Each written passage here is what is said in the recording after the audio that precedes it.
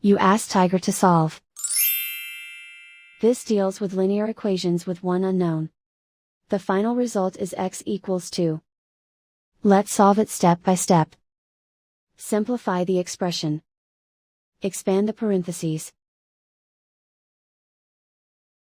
Multiply the coefficients. Simplify the arithmetic. Expand the parentheses.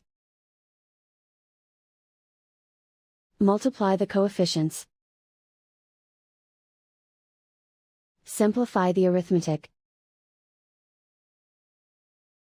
Group all x terms on the left side of the equation. Subtract 15x from both sides.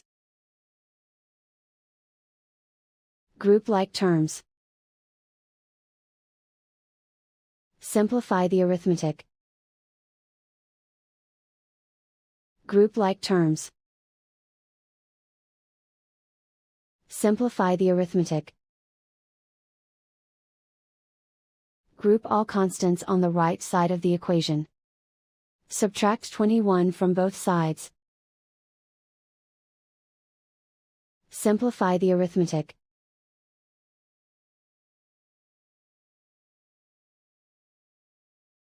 Isolate the x. Divide both sides by -3. Cancel out the negatives.